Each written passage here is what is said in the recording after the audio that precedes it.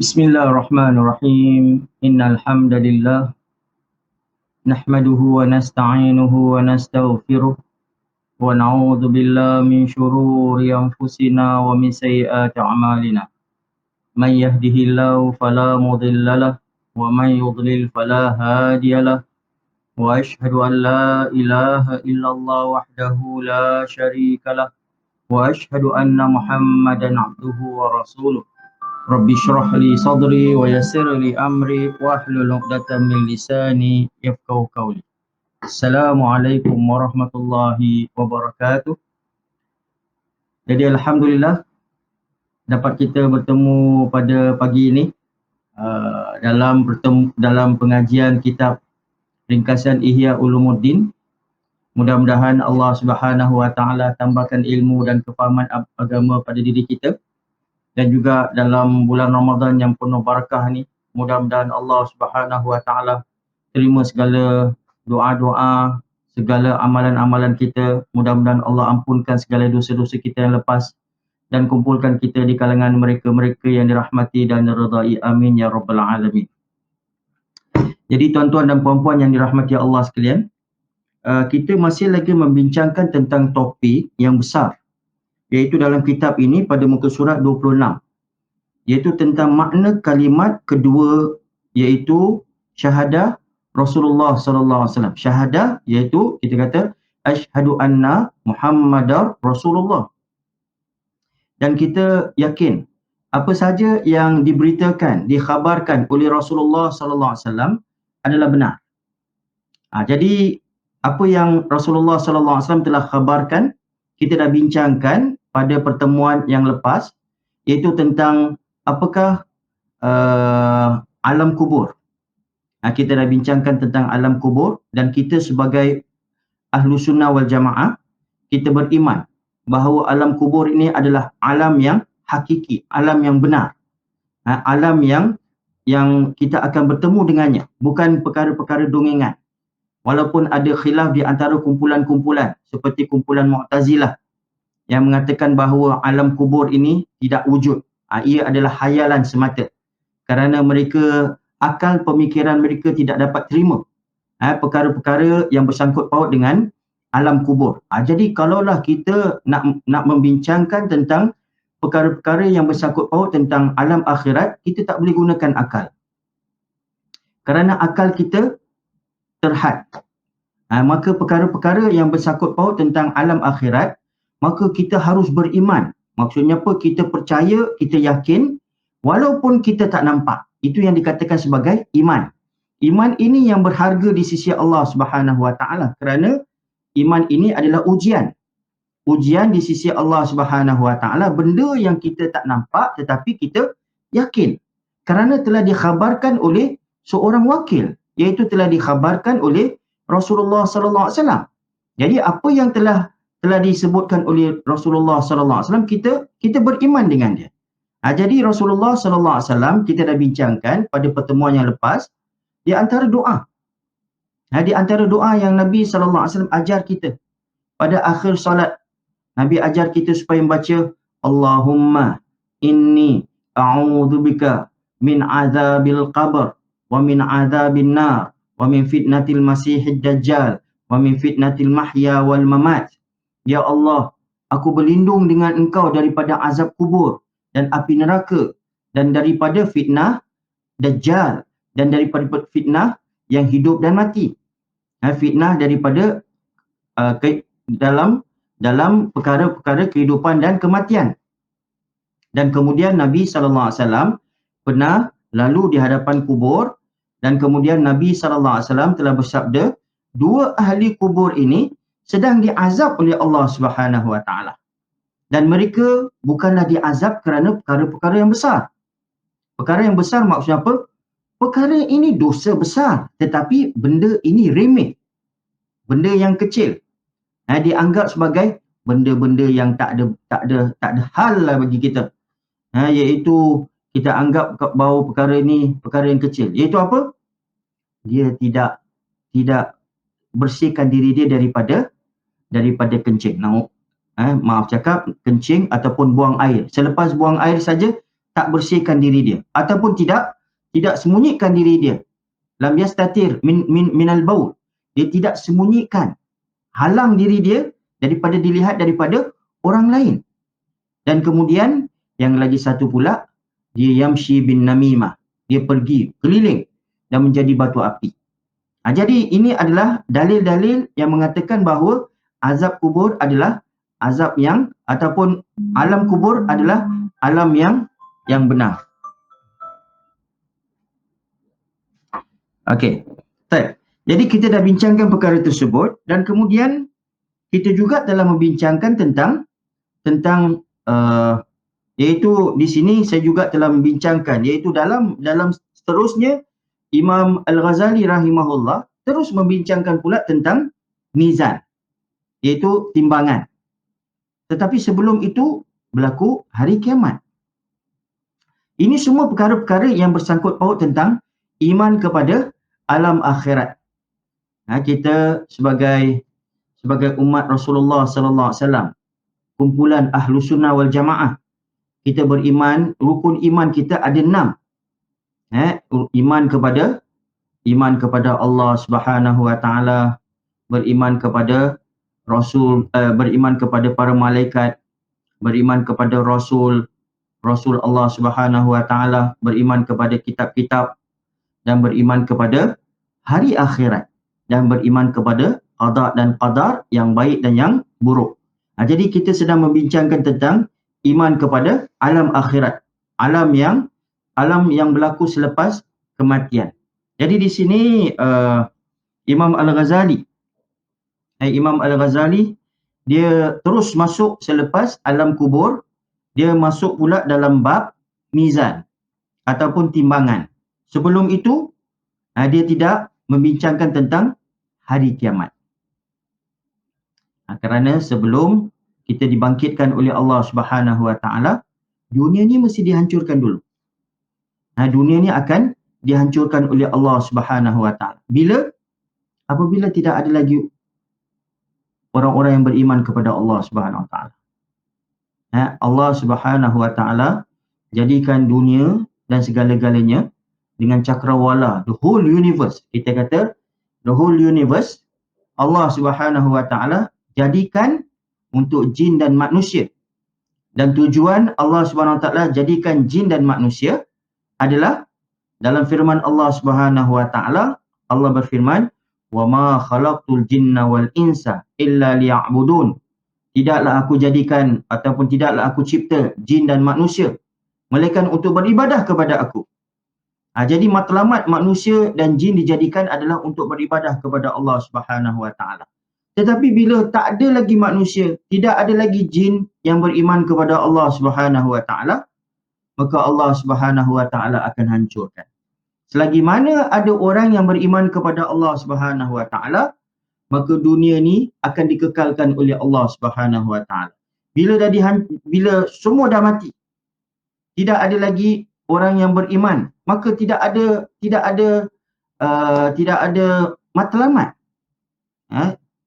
Tidak ada sebab lagi, tujuan untuk nak kekalkan dunia ini, maka Allah Subhanahu wa taala akan kiamatkan dunia ini. Kemudian barulah manusia akan dihimpunkan di padang mahsyar. Jadi dalam sesi Facebook Live ini yang sedang kita lakukan di Masjid Ma'ruf, saya akan membentangkan kitab dan saya akan syarahkan kitab ini selama lebih kurang kita ada dalam sesi kita ni ada dalam 1 jam. Jadi saya akan syarahkan lebih kurang dalam 40 minit.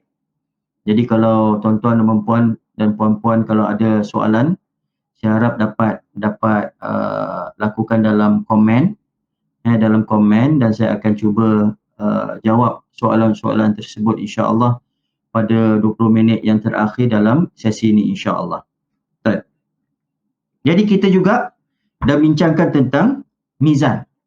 Pertimbangan bagaimana mizan ini juga adalah perkara yang hakikat, perkara yang benar.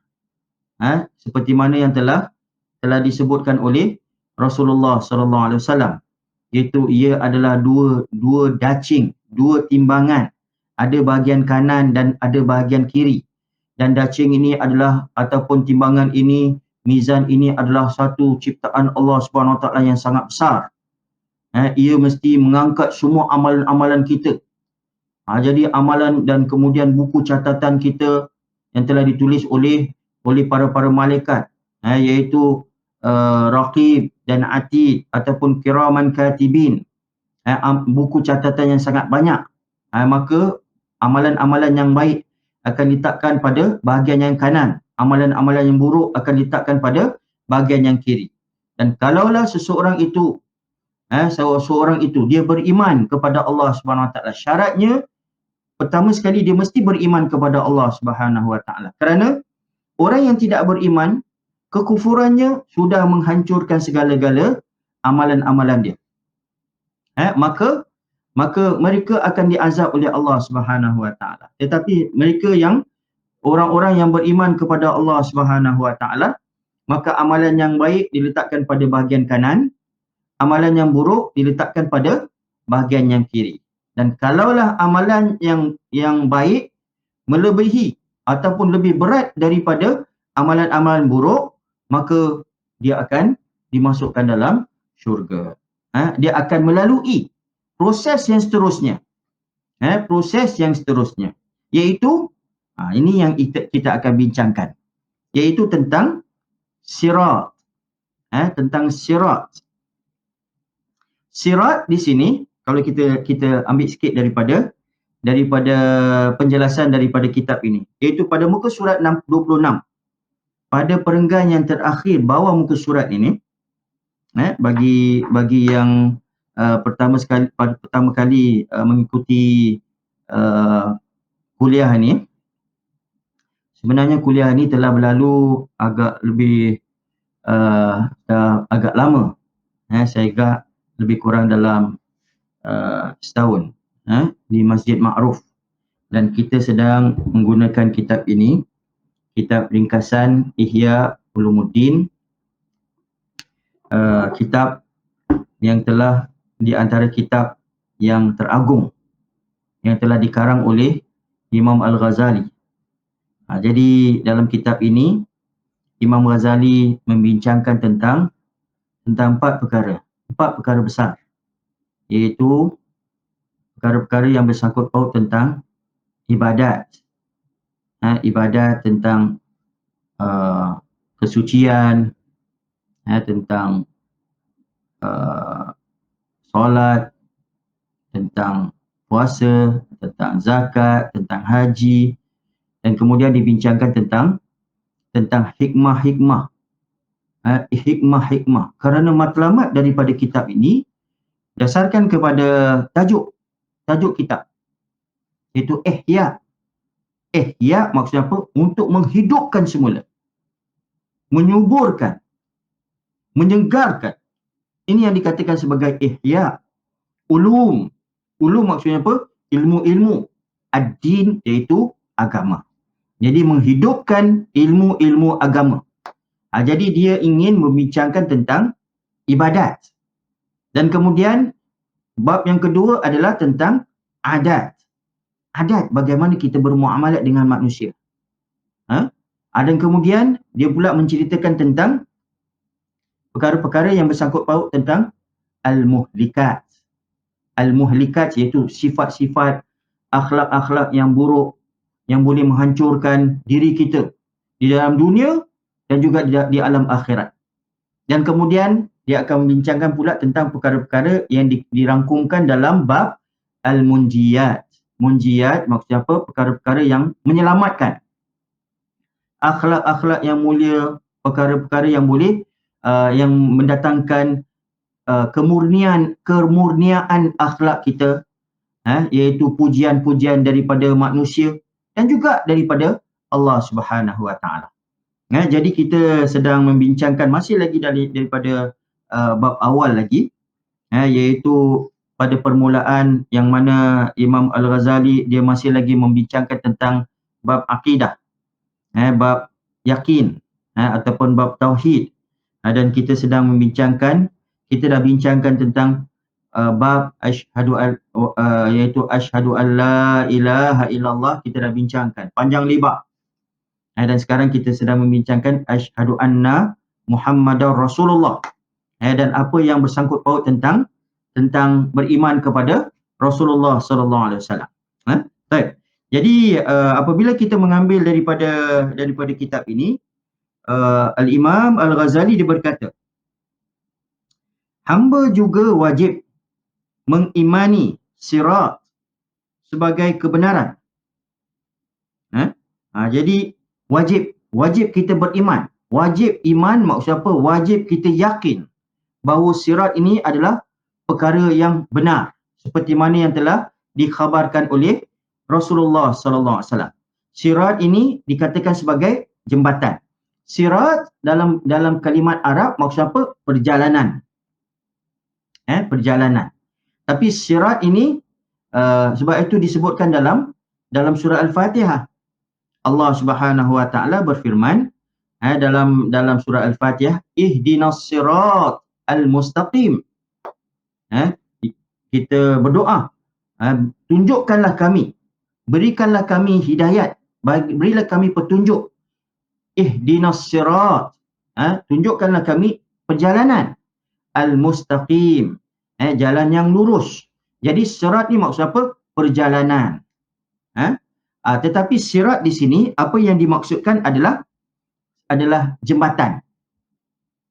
Dan kemudian Imam Ghazali juga berkata, sirat adalah jembatan yang terbentang di atas Jahannam. Jahannam maksud apa? Neraka. Lebih tajam daripada pedang dan lebih kecil daripada rambut. Itu dia yang dikatakan sebagai sirat. Jadi manusia. Dan sirat ini adakah semua orang akan lalu? Termasuk orang-orang kafir. Sirat ni hanya akan dilalui oleh orang-orang yang beriman saja. Kerana orang-orang yang tidak beriman, mereka sudah jelas akan masuk, na'udzubillah. Akan dimasukkan dalam neraka. Jadi tidak ada tujuan lagi. Tidak ada keperluan lagi untuk mereka melalui sirat. Untuk diuji oleh Allah Subhanahu wa taala untuk lalu atas jembatan ini. Jadi mereka terus akan dicampak. Akan dimasukkan. Akan digiring. Akan ditolak oleh malaikat-malaikat. Terus masuk dalam neraka, na'udzubillah. Tetapi bagi orang-orang yang beriman, ini adalah ujian yang terakhir bagi mereka. Selepas mereka selamat, daripada timbangan tadi, maka mereka akan melalui jembatan ini. Tetapi ada juga orang Islam yang dicampakkan juga. Dicampakkan terus dalam neraka. Mereka ni adalah orang-orang yang amalan mereka lebih berat daripada amalan buruk ataupun dosa-dosa mereka lebih buruk daripada amalan-amalan baik. Terus masuk. Dan juga Nabi SAW sebut. Nabi SAW sebut dalam sepotong hadis, iaitu bagi mereka yang melakukan amalan-amalan tidak ikhlas kerana Allah. Mereka lakukan kerana sebab-sebab lain. Mereka lakukan amalan-amalan mereka kerana riya. Itu mereka lakukan semata-mata untuk mendapat nama. Mereka lakukan amalan kerana mendapat harta, mendapat pujian, mendapat pangkat, mendapat kedudukan. Maka amalan-amalan mereka semua hancur. Amalan-amalan mereka semua hancur. Dan mereka juga akan dicampakkan, na'udzubillah, ke dalam neraka.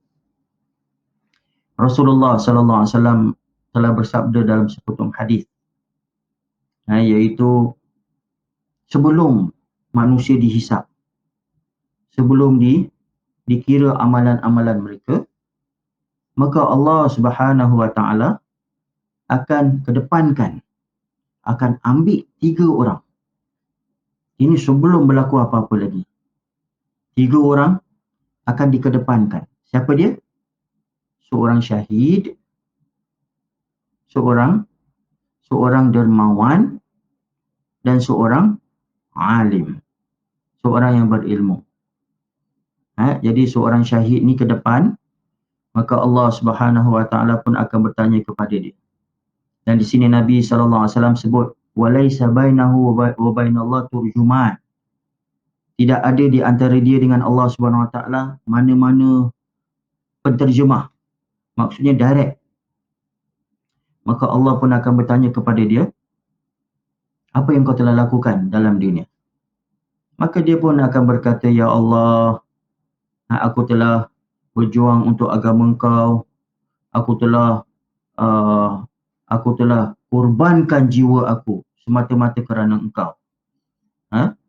Maka Allah Subhanahu Wa Taala pun berkata, kadzabta. Kau telah berbohong. Tetapi engkau telah melakukan kerana ini dan itu. Kau telah melakukan, kau telah berjuang untuk mendapatkan nama, untuk mendapatkan pangkat, untuk mendapatkan kedudukan, untuk mendapatkan harta. Semuanya kau telah rasa dalam dunia. Maka Allah Subhanahu Wa Taala perintahkan supaya dicampakkan dalam neraka. Jadi kita bayangkan seorang yang telah melakukan amalan yang cukup luar biasa, berjuang semata-mata kerana Allah Subhanahu Wa Taala, di jalan Allah, berperang. Tetapi amalan dia ditolak dan masuk terus. Tak sempat lagi. Dia tidak diberikan peluang untuk melalui sirat. Kemudian yang kedua pula, adalah orang yang dermawan. Orang yang dermawan apabila mereka ni melakukan kebaikan mereka tu nampak. Memang nampak. Kerana mereka ni banyak sangat harta dia. Dan mereka ni tidak salah kalau mereka melakukan kerja-kerja mereka ni di hadapan manusia, tak ada masalah. Islam benarkan kerana amalan-amalan mereka tu mungkin mereka lakukan untuk mengajak manusia lebih banyak. Lebih banyak untuk beramal. Jadi kalau kita melakukan amalan orang nampak, tak ada masalah. Tetapi kita mesti jaga dia punya niat. Seperti mana yang dilakukan oleh Uthman bin Affan. Uthman bin Affan apabila dalam peperangan Tabuk, barang-barangan dia daripada luar negeri, harta-harta perniagaan dia baru sampai. Lebih kurang dalam 200-300 unta penuh dengan muatan, dengan barangan-barangan. Bila Rasulullah SAW anjurkan sahabat-sahabat supaya memberikan sumbangan untuk persiapan peperangan Tabuk, maka Uthman radhiyallahu anhu pun berikan segala-galanya. Hebat, orang boleh nampak. Tetapi Uthman ikhlas. Maka Nabi SAW pun bersabda, ma darra Uthman ma fa'ala ba'dal yawm.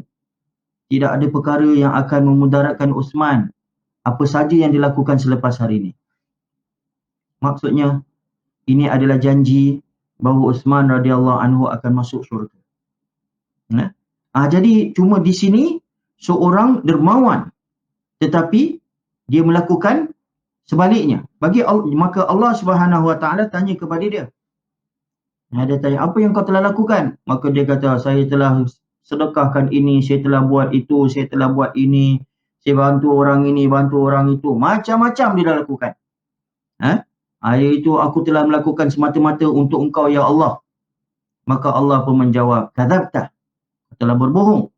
Kau telah melakukan untuk itu, untuk mendapatkan nama, untuk mendapatkan pujian, untuk mendapatkan likes lah kalau kita pada zaman ni. Mendapatkan likes, dapatkan bayaran daripada YouTube, dapat bayaran daripada Instagram, dapat bayaran daripada Facebook. Kerana apa? Kalau banyak likes, dapat bayaran dia. Jadi melakukan semata-mata untuk likes, semata-mata untuk mendapatkan subscriber. Jadi mereka lakukan untuk tujuan-tujuan yang lain, untuk mendapatkan nama, pujian dan sebagainya. Maka Allah Subhanahu Wa Taala pun berfirman, semuanya engkau telah dapatkan dalam dunia dan tidak ada bahagian lagi. Tidak ada bahagian untuk kau di dalam akhirat. Maka dicampakkan dalam neraka. Na'udzubillah. Dan terakhir sekali adalah seorang alim. Seorang yang banyak menuntut ilmu. Mudah-mudahan Allah Subhanahu Wa Taala selamatkan kita daripada fitnah. Iaitu seorang alim dan kemudian ditanya apa yang telah kau lakukan. Dan ini tiga orang yang dipilih oleh Allah Subhanahu Wa Taala adalah orang yang masyhur, orang yang ternama. Jadi bayangkan bagi kita ni yang tak ternama ni, bila kita tengok orang-orang yang melakukan amalan-amalan ni berlaku di hadapan khalayak manusia, di hadapan semua orang akan dapat lihat. Jadi apabila kita lihat pun, kita akan rasa gerun, kita akan rasa takut. Orang yang hebat ni pun tak selamat, jadi kita ni macam mana pula ni? Jadi bayangkan. Maka Allah Subhanahu Wa Taala tanya kepada si alim ni. Maka dia kata, ya Allah, aku dah lakukan ini, dah tulis buku sekian-sekian, aku dah mengajar, aku dah buat seminar dan sebagainya, ramai orang yang masuk Islam. Kemudian Allah Subhanahu Wa Taala pun, dan dia kata, aku lakukan ini semua semata-mata kerana engkau. Maka Allah pun menjawab, kadzabta, kau telah berbohong. Kau telah melakukan untuk mendapat nama, dan kau mendapat pujian daripada manusia, dapat kedudukan, dapat pangkat-pangkat, dapat jawatan-jawatan. Maka sama juga dia akan dicampak dalam neraka. Na'udzubillah. Mudah-mudahan Allah Subhanahu Wa Taala ikhlaskan segala niat-niat kita. Mudah-mudahan Allah Subhanahu Wa Taala selamatkan kita daripada fitnah riya. Riya ni maksudnya apa? Kita melakukan amalan bukan kerana Allah. Nabi SAW sebut riya ni adalah syirik. Syirik kecil. Ibadat ikhlas kita lakukan kerana Allah. Kita tidak lakukan kerana Allah, ini adalah riya. Ini adalah syirik. Tapi syirik kecil. Tapi kalaulah perkara ini diamalkan berterusan, syirik itu akan berkumpul lama-lama menjadi syirik besar. Jadi kita kena sentiasa periksa amalan-amalan kita, apakah niat yang kita lakukan, dan sentiasa membersihkan diri kita. Sentiasa membersihkan diri kita, dan kalau boleh, kita kalau nak selamat, amalan yang kita lakukan, kita sembunyikan. Itu yang paling selamat. Jangan tunjukkan. Kalau kita nak bantu siapa-siapa pun, biarlah bantu secara rahsia. Jangan tunjukkan muka mereka, jangan malukan mereka di hadapan khalayak ramai. Dan kalau kita nak beribadah, kita melakukan ibadah secara senyap-senyap. Walaupun kalau bolehlah, keluarga kita tak lihat, lagi bagus. Kalau kita nak puasa, kita puasa senyap-senyap. Jangan cerita kepada siapa-siapa. Kita nak bantu sesiapa atau nak bina masjid ke. Sekarang kita boleh terus saja masukkan duit dalam akaun masjid. Itu senyap-senyap. Bila kita lakukan senyap-senyap, kita tahu bahawa amalan ini selamat. Amalan ini selamat, insya-Allah. Okey. Jadi di sini sirat.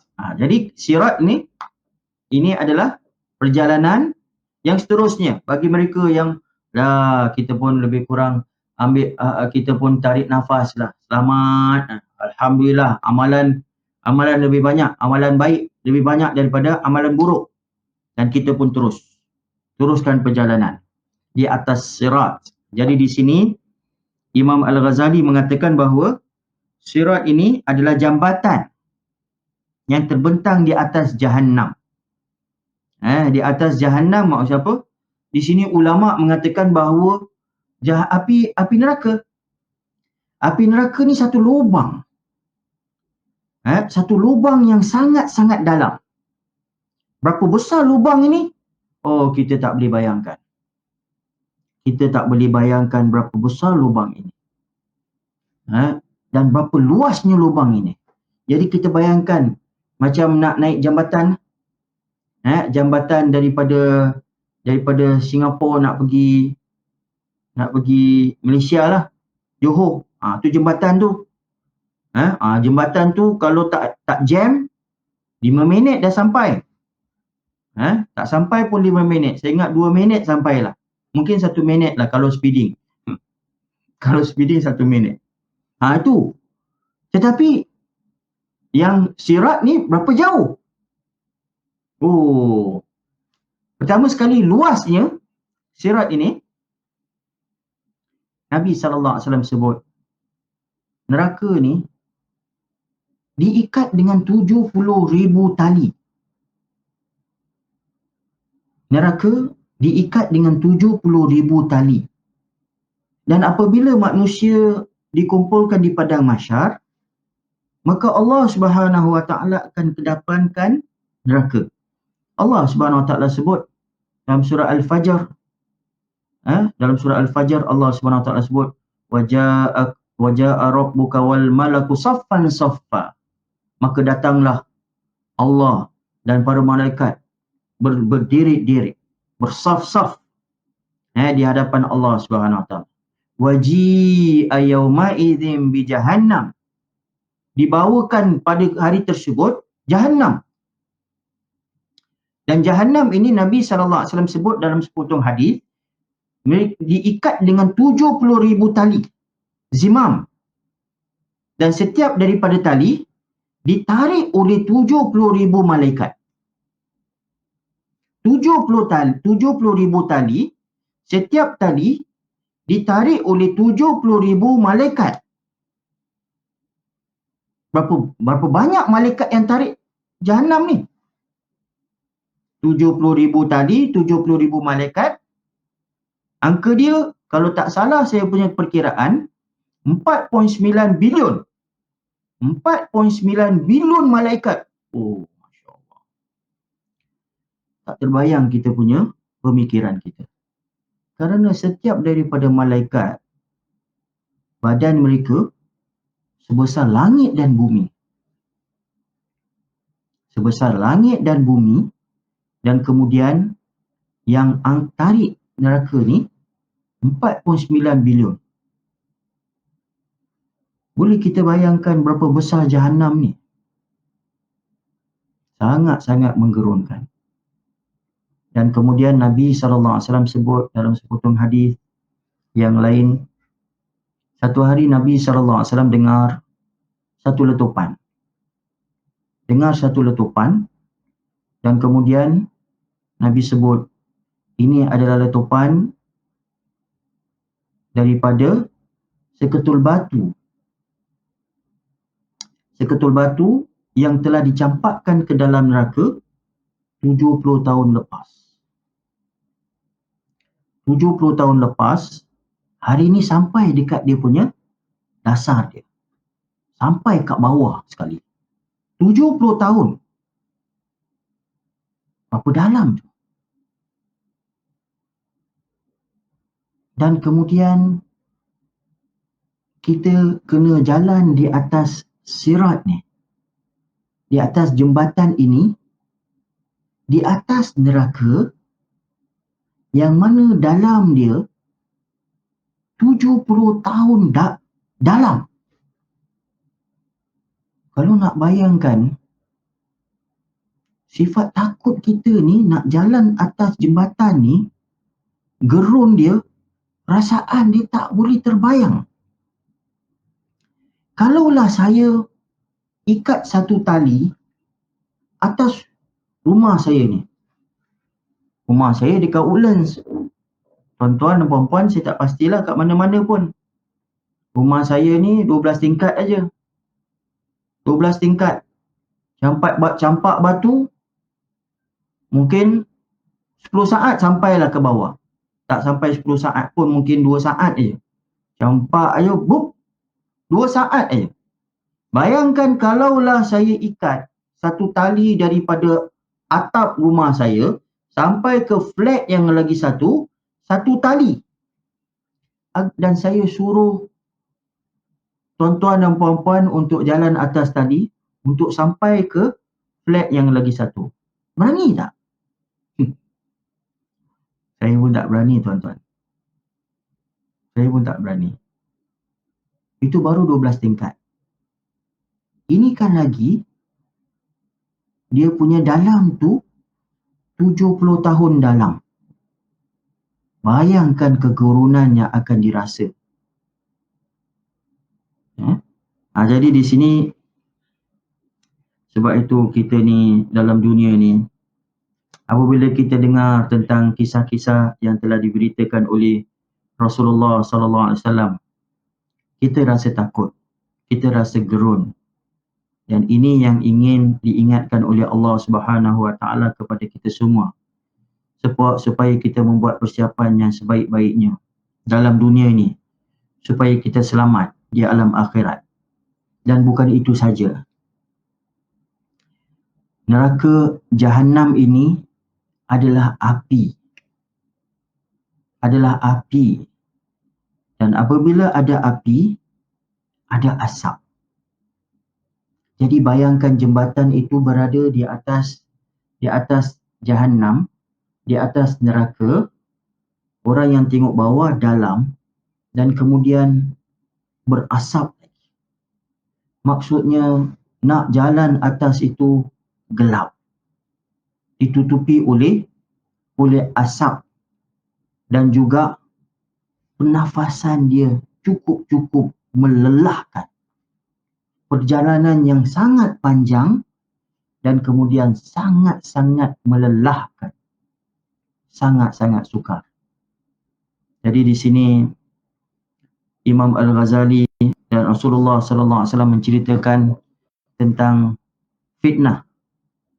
Fitnah, cabaran-cabaran yang setiap daripada kita akan lalui.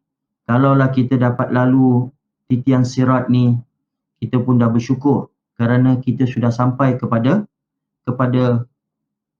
peringkat yang terakhir, stesen yang terakhir. Jadi di sini dia mengatakan di atas Jahannam dan sirat ini ataupun jembatan ini lebih tajam daripada pedang. Lebih tajam daripada pedang. Dan lebih kecil daripada rambut. Sebenarnya bila dia kata kecil tu, sebenarnya lebih halus. Lebih halus daripada sya'r. Nabi SAW sebut, as-sirat ahaddu minas sayf. Ahaddu minas sayf. Ahaddu maksudnya lebih tajam daripada pedang. Pedang ni kalaulah tajamnya, nak jalan atas pedang tu macam mana? Dan mereka ni, kita lah, tak bukan mereka. Kita ni bukannya pakai kasut. Nabi SAW sebut di padang mahsyar, semua manusia hufatan, ghuratan, ghurlah. Semua manusia yang dikumpulkan oleh Allah Subhanahu Wa Taala, mereka ni dikumpulkan tidak bersunat, tidak berpakaian, tidak berkasut. Jadi tak ada kasut. Nak jalan jembatan tu lebih halus daripada rambut. Tak payahlah kita nak katakan, ada pula ulama-ulama yang mengatakan seperti rambut dibelah 7. Tak payahlah. Rambut aja dah cukup dah. Kalau kita taruh, kalau saya taruh atas rumah saya tadi satu tali gemuk macam ni, kita nak jalan pun dah takut. Ini kan lagi satu jembatan yang hanya seperti rambut saja. Lebih halus lagi daripada rambut. Dan kemudian lebih tajam lagi. Nak jalan pun kaki sakit. Allahu Akbar. Macam mana nak selamat? Dan kemudian jauh pula tu. Ini cubaan. Dan bila sesiapa yang selamat siapa yang jalan, maka selamat saja kepada penghujung, dia akan masuk dalam syurga. Maksudnya perjalanan masih jauh lagi. Sebelum tu lagi satu. Sebelum sampai dalam syurga lagi, ulama kata ada lagi satu bahagian lagi ni. Satu bahagian lagi. Iaitu apa?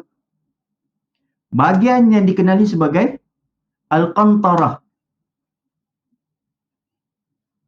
Sirat maksudnya apa? Jembatan atas neraka.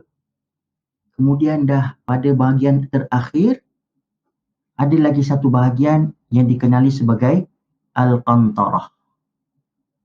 Ini insya-Allah kita akan bincangkan. Baik. Jadi bagi mereka yang jalan ni, dia akan lalu sirat tadi lebih tajam daripada pedang dan lebih halus daripada rambut. Okey. Di sini Imam Al-Ghazali mengatakan kaki orang-orang kafir akan tergelincir. Maksudnya apa? Terus masuklah. Tak akan sampai ke mana. Tapi kebanyakan daripada orang-orang kafir, orang yang tak beriman, akan terus masuk dalam neraka. Kerana di sini sirat ni, ia adalah cara untuk meninggikan lagi nikmat syurga kepada orang-orang yang beriman. Allah Subhanahu Wa Taala ingin menunjukkan kepada orang-orang yang beriman, ini azab yang telah aku siapkan dan itu syurga. Jadi setiap orang yang beriman, dia akan dapat lihat neraka. Dia akan lihat di bawah tu neraka. Dan apabila dia masuk dalam syurga, kepuasan dan nikmat, kegembiraan, kesukaan yang dirasai akan berganda-ganda lagi. Dia akan lebih rasa lagi puas lagi. Dia kata, selamat aku daripada neraka dan dapat lagi masuk dalam syurga, dalam nikmat Allah Subhanahu Wa Taala. Dan kemudian bagi mereka yang dimasukkan dalam neraka, azab itu akan dilipat kali ganda juga. Kerana mereka juga akan lihat syurga. Mereka akan dapat lihat syurga yang cantik, tetapi mereka masuk dalam neraka. Na'udzubillah. Jadi mereka akan merasa lebih menyesal lagi. Kita kata, sesal dahulu pendapatan, sesal kemudian tak berguna. Lebih bagus dalam dunia ni, kita tak dapat pun tak apa. Tak kaya pun tak apa. Kita hidup susah pun tak apa. Kita kata apa? Sesal dahulu pendapatan. Jadi kita sekarang ni susah tak apa. Supaya apa? Sesal kemudian, jangan pula kita sesal di alam akhirat. Jadi kita buatlah persiapan-persiapan yang sepatutnya dalam dunia ni, insya-Allah. Jadi masa ni pun dah lebih sekejap aja. Masa ni sekejap berlalu. Jadi saya pun nak tengok ada soalan. Ada apa-apa soalan? Saya pun dah janji tadi 20 minit yang terakhir, kalau ada soalan saya akan cuba jawab. Kalau tak ada soalan, saya akan teruskan syarahnya dalam kitab ini, insya-Allah. Jadi saya pun pasti tak ada soalan. Jadi kalau siapa-siapa yang ada soalan, tuan-tuan dan puan-puan, kalau ada soalan, tuliskan dalam komen. Jadi saya pun ada asisten. Ada asisten saya ni. Jadi dia akan kumpulkan soalan-soalan tu. Jadi saya akan cuba jawablah soalan-soalan tadi. Ada satu soalan.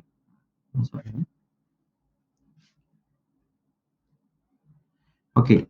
Di sini ada satu soalan, iaitu apa? Assalamualaikum Ustaz, bolehkah kita solat Jumaat di rumah dengan 2 rakaat? Jazakumullah khair. Ini soalan lain ni. Ini soalan lain. Tapi saya akan jawab. Saya akan jawab soalan ini. iaitu solat Jumaat. Kita ikut panduan yang telah diberikan oleh Majlis Agama Islam kita. Kerana mereka ni lebih tahu tentang keadaan umat Islam di Singapura. Jadi sejauh ini kita dinasihatkan supaya solat Zuhur di rumah. Jadi kita ikut saja. Tak perlu kita solat Jumaat. Jadi kita solat Zuhur, dan ini adalah keringanan yang Islam berikan kepada kita. Dan kita solat Zuhur bersama isteri dan anak-anak kita lah. Solat Zuhur berjemaah. Dan tak perlulah kita solat jemaah ni, semua solat. Kita semua ni dalam circuit breaker ni, kita bersama dengan isteri, dengan anak kita ni 24 jam. Tak pernah berada macam ni. Tak pernah pun. Jangan kita besarkan Jumaat, tapi solat jemaah tak lakukan. Jadi saya rasa lebih bagus kita tekankan jemaah.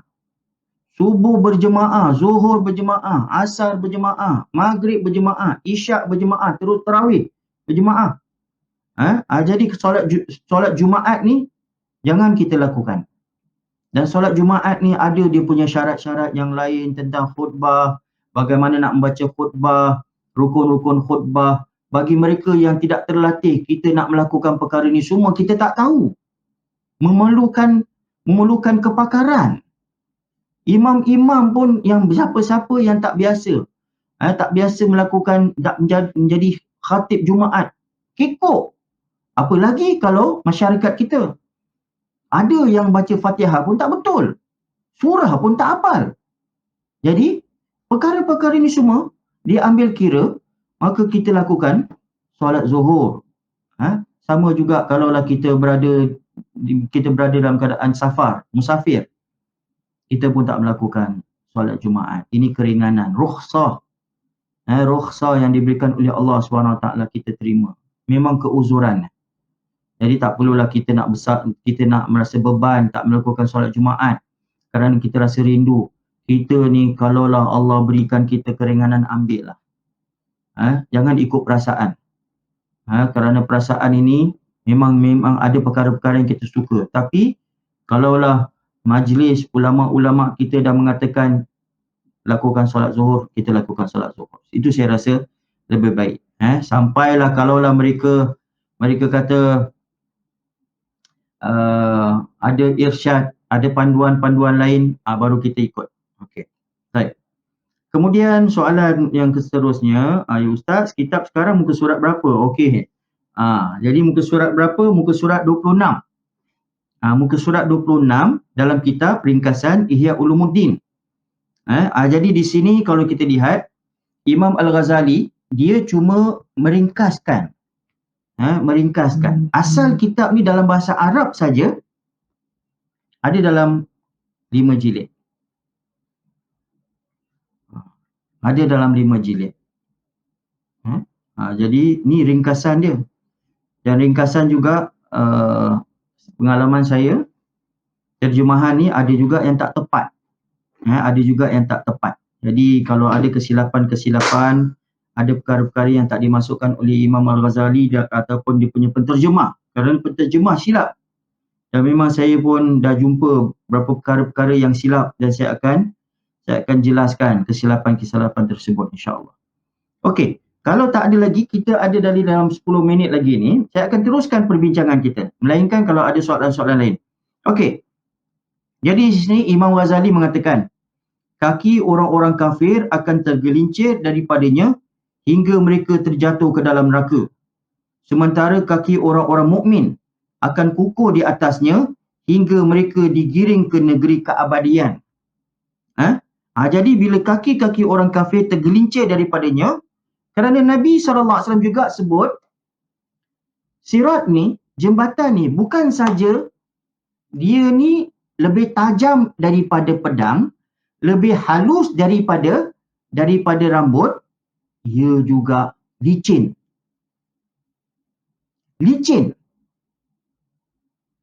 dah lah tajam, dah lah halus. Nak balance pun tak boleh. Licin lagi. Dan tambahan lagi, Nabi SAW sebut, pada sirat tadi,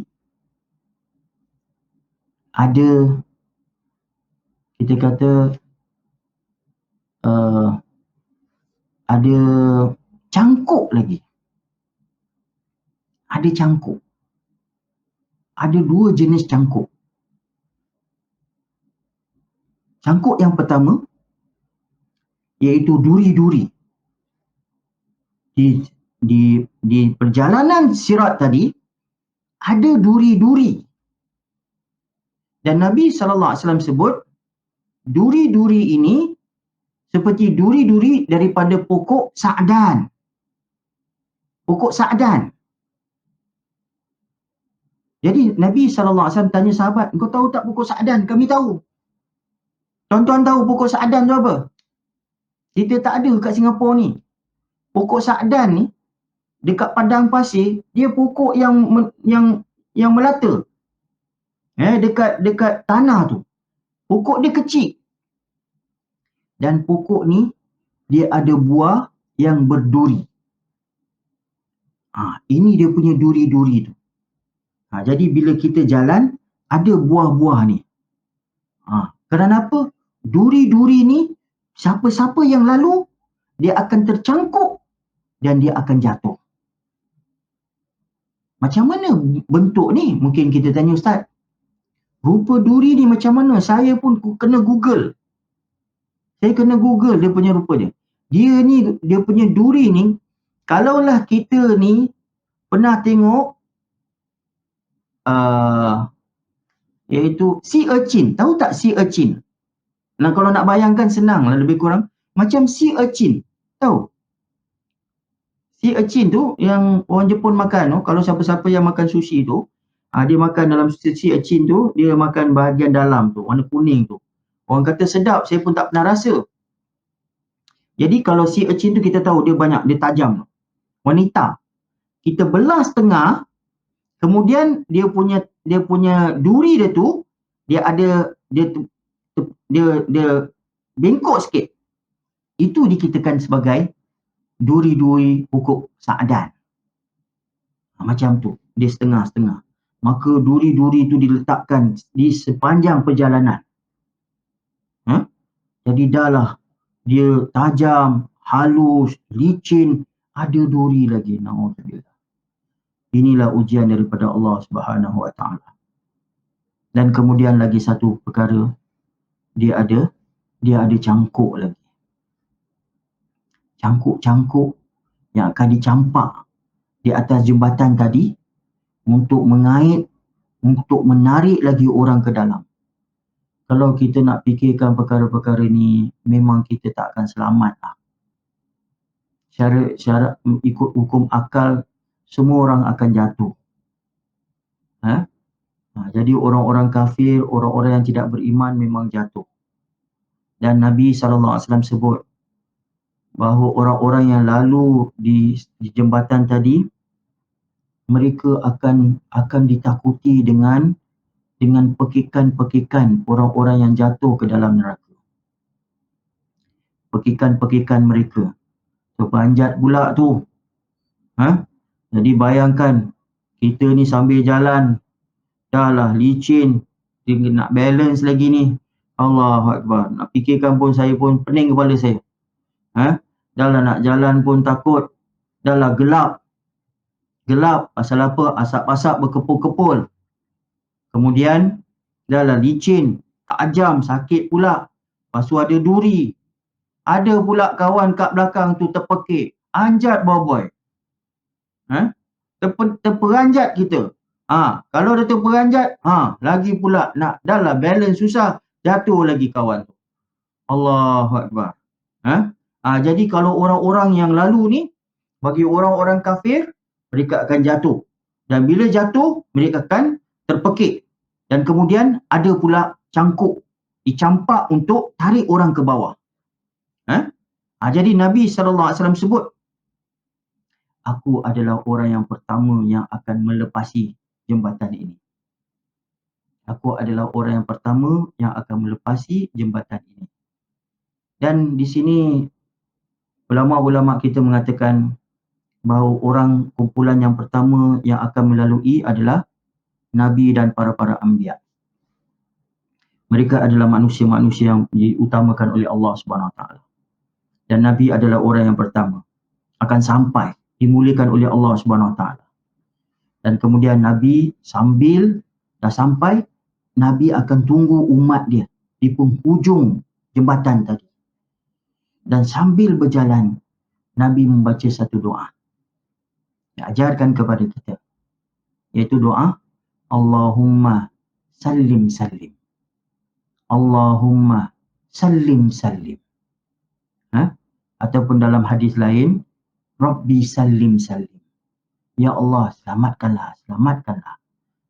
Itu yang doa yang dibacakan oleh Nabi SAW dan diajarkan kepada mereka-mereka yang beriman. Dan juga ada yang juga orang alim ulama yang mengajar. Ini di antara doa apabila kita melalui jembatan. Dan saya juga pernah diajar, bila jembatan-jembatan mana pun kita lalui, maka kita dianjurkan untuk membaca doa ni. Allahumma sallim sallim ataupun Rabbi sallim sallim, untuk mengingatkan kita. Ingatkan kita tentang kehidupan kita di alam akhirat. Bahawa kita akan satu hari bukan lalu dekat jembatan ini, tapi akan melalui jembatan sirat di alam akhirat. Kalau jembatan hari ini, dia ni bukan macam rambut, tak tajam pun. Jembatan yang kita lalu ni, dia punya luas dia 6 lane. 6 lane. Kalau pergi dekat causeway tu, saya ingat adalah dalam 10 lane ada. Selamat semua. Lalu tak ada orang yang jatuh kat dalam laut tu. Jadi di sini kita iaitu doa. Doa yang diajarkan oleh Nabi SAW. Dan kemudian lagi satu perkara, Nabi SAW juga sebut bahawa walaupun ia lebih tajam daripada pedang, lebih halus daripada rambut, tetapi tahap perjalanan itu berbeza-beza. Ada orang yang lalu walaupun tajam, walaupun halus, dia lalu seperti kilat. Seperti kilat sampai. Mudah-mudahan Allah SWT golongkan kita di kalangan mereka. Seperti kilat. Ada yang lalu seperti angin. Ada yang lalu seperti burung terbang. Ada yang lalu seperti orang yang berlari. Ada yang lalu seperti orang yang berjalan. Ada yang lalu seperti orang yang merangkak. Ada yang lalu atas perut mereka. Dan ada yang jalan menggunakan kelipan mata mereka. Jadi bayangkan bagi mereka-mereka yang lalu merangkak, lalu menggunakan mata mereka, ini kita tak boleh terbayangkan. Jadi dan juga lagi satu perkara yang tidak dimasukkan dalam ini, iaitu di sirat ni, sirat, Nabi SAW sebut dalam sepotong hadis lagi, di bahagian kanan dan bahagian kiri sirat ni, ada dua perkara yang akan menemani orang-orang yang beriman.